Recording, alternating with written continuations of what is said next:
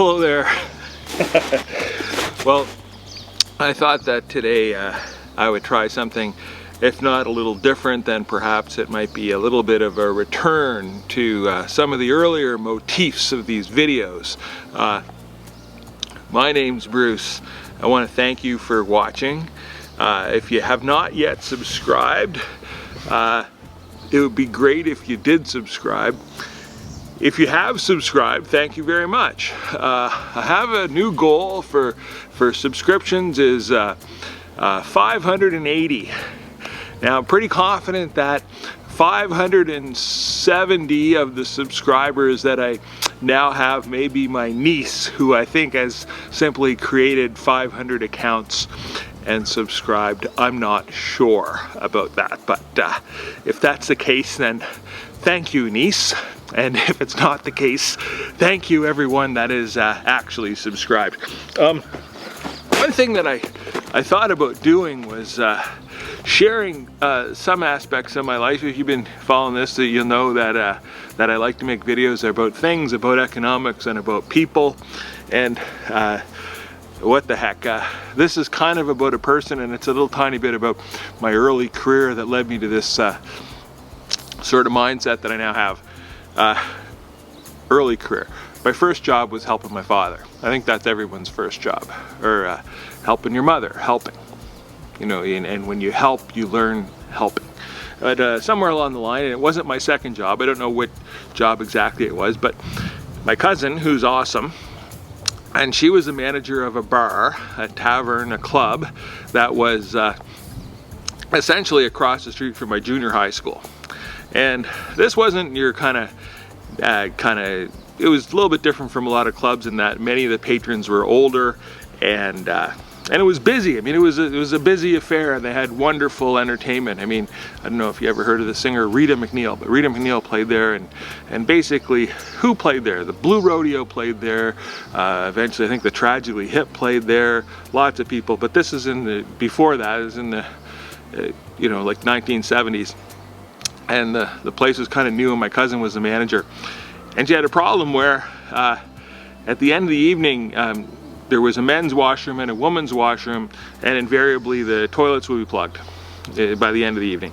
And so she was faced with the difficulty of unplugging the toilets, and so at one stage what you would do is you would phone the plumber. But if you're the manager of a bar, and you're phoning the plumber like every day, then what happens is you're not going to be the manager for very long. You're certainly not going to be profitable because all your money is going to pay the plumber. So somewhere along the line, the genius plan came up that they'd hire me.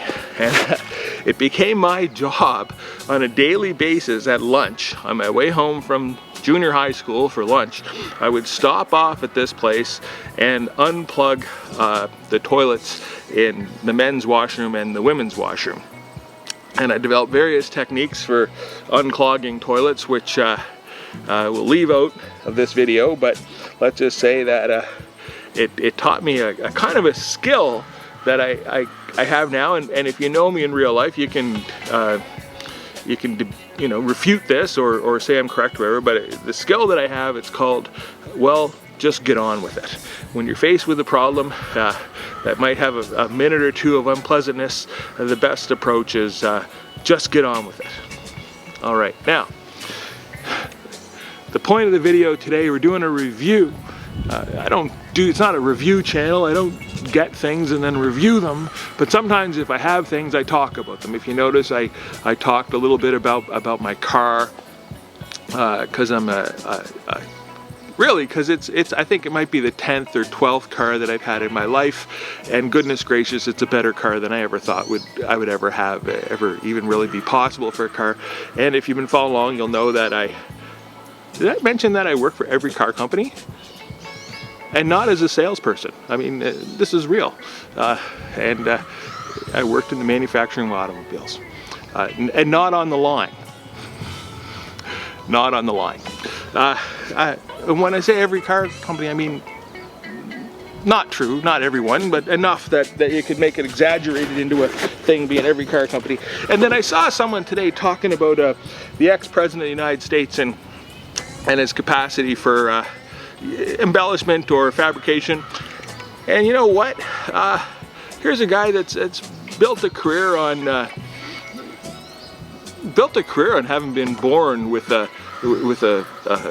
very generous parent, I understand. But anyway, okay, that's enough about that for a second. Right now, I'm going to talk about.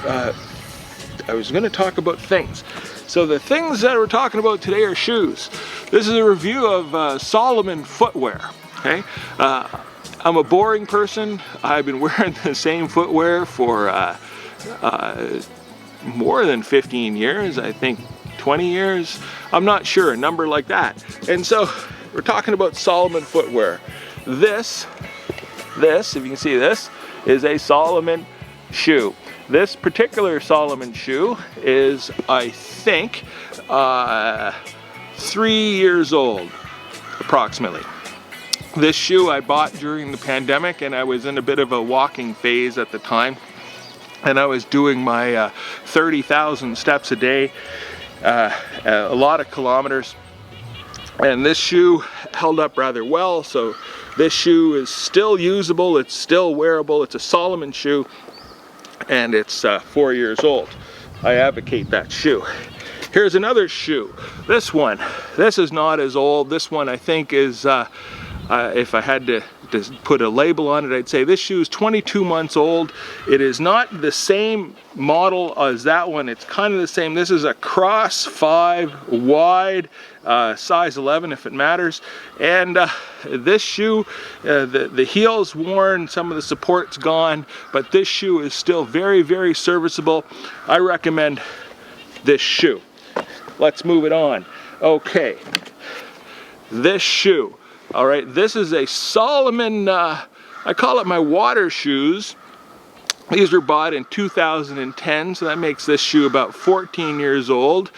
It is like new, indistinguishable from new. It has this really great lacing system, and it's mesh, so it lets in cool air and then it dries really quickly. And I've worn this shoe on land and in the water, and most memorably for me, I wore this shoe while I was waiting in Cienfuegos, Cuba.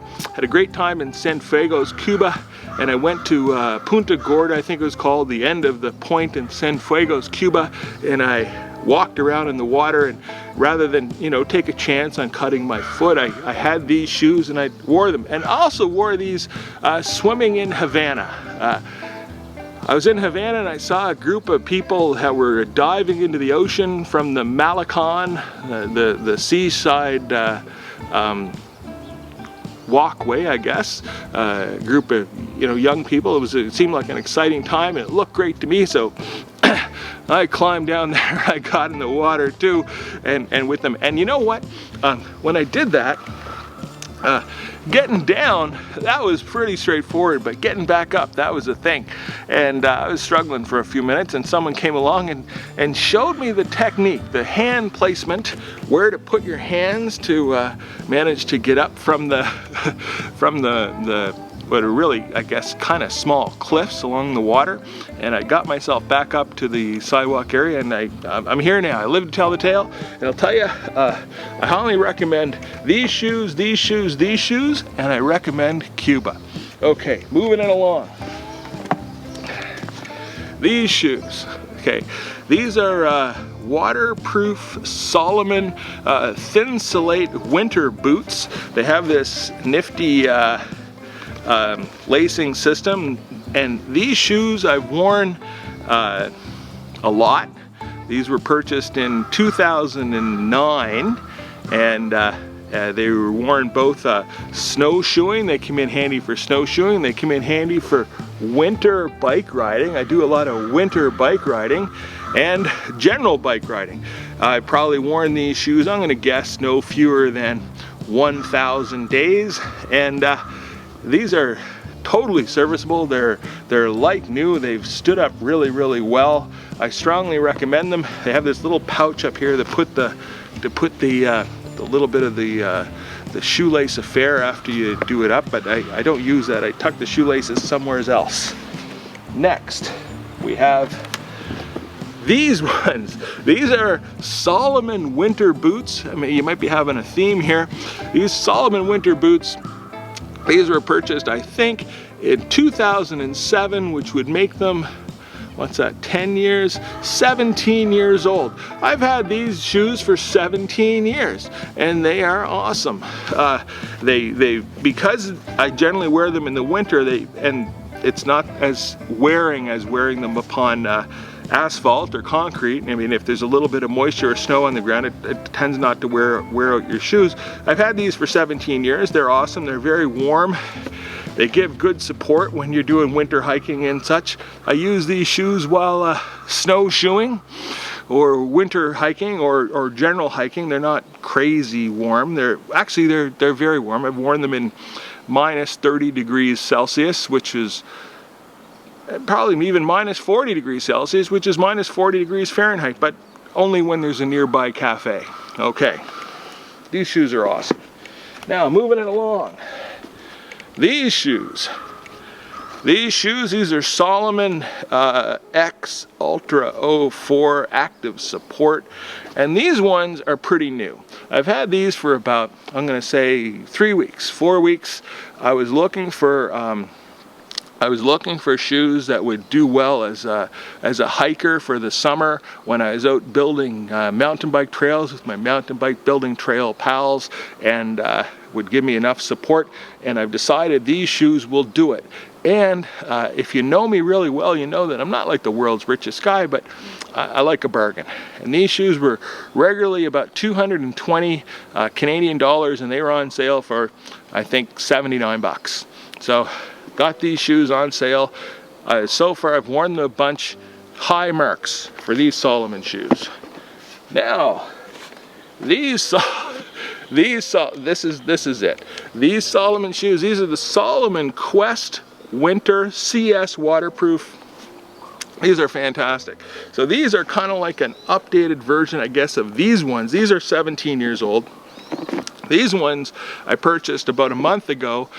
Wearing them in the winter time, I have to give them very, very high marks. These shoes are more warm than these shoes, but these shoes would be ridiculous in the summertime. These ones will be totally fine because in the forest, in the summer, they're great. These ones would be ridiculous.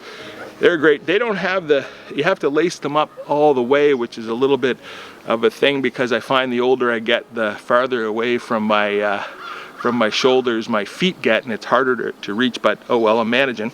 Anyway, that's it. These are Salomon shoes.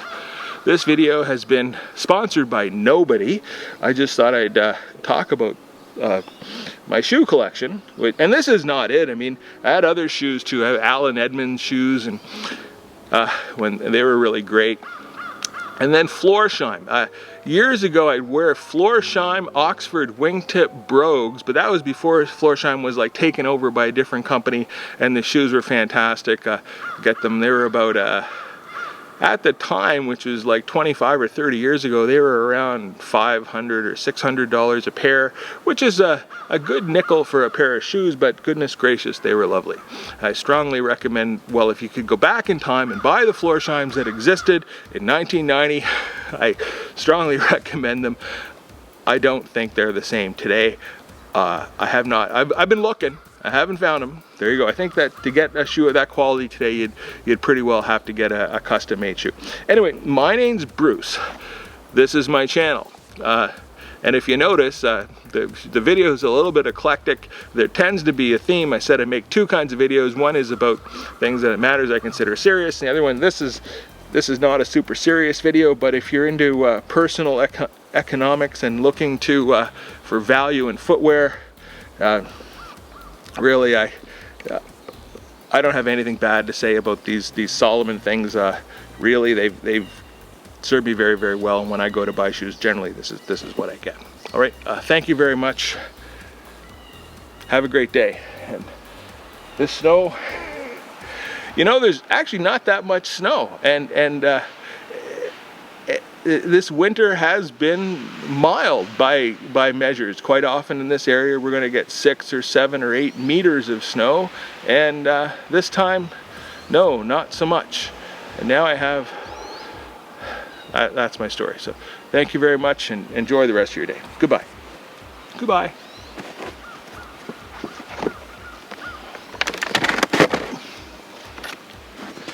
There's one more thing. You may be wondering, well, what shoes are you wearing right now?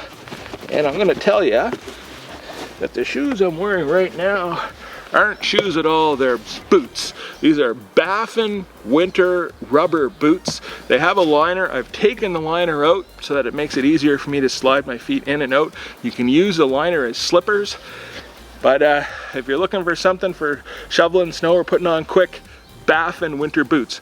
And if you're looking for something that's outrageously good and outrageously cold, like if you're going to some area that's minus 100 degrees Celsius, and heaven forbid, I don't think that that many people would ever go there, but Baffin makes footwear that is suitable for that application. All right, Baffin, that's what I'm wearing right now. I'm gonna put it back on. I should have brought out my snowshoes, which I didn't. Maybe next time I'll show you my snowshoes, or as I say in French, raquettes. All right, bye.